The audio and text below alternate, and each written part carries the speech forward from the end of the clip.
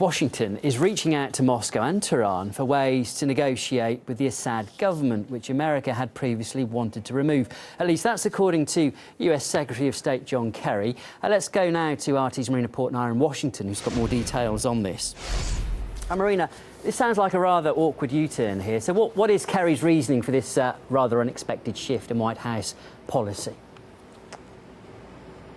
Well, he made his comments while speaking at the 6th Annual Washington Ideas Forum. During that event, Secretary of State John Kerry made some interesting and possibly contradicting comments concerning the U.S. strategy towards Syria. Now, while acknowledging that the U.S. is currently using military force to carry out airstrikes within a sovereign country, the Secretary of State says the Syrian crisis can only be resolved through diplomacy, not force.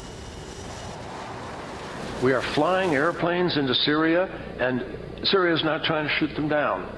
We are targeting ISIL. We are trying to build a force that can have an impact on Assad's decision-making so we can get back to a table where we could negotiate a political outcome, because we all know there is no military resolution of Syria. So that's what we're trying to get back to. And we reached out to the Russians. There have been conversations with Iranians, conversations with the Saudis. Marina, this is a significant change in tact, isn't it? But is there any opposition in Washington to what John Kerry is saying?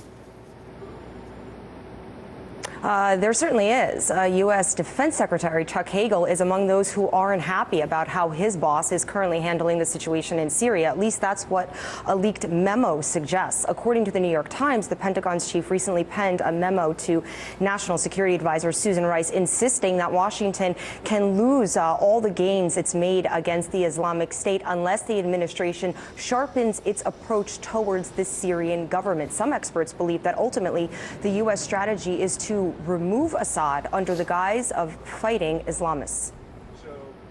It's very clear that the Gulf Arab countries are getting to Hagel because their goal in joining the coalition in bombing Syria was not to go after ISIS so much, but to go after the Assad regime, and also to give the Free Syrian Army time to get training and get equipped so that they can go back in and ultimately go after the Assad regime. The internal differences and doublespeak coming from top U.S. officials illustrates, at the very least, that the Obama administration is lacking a clear strategy on how to deal with the Syrian crisis. OK, thanks, Marina. That's RT's Marina Portnair live there from Washington, D.C. Thank you.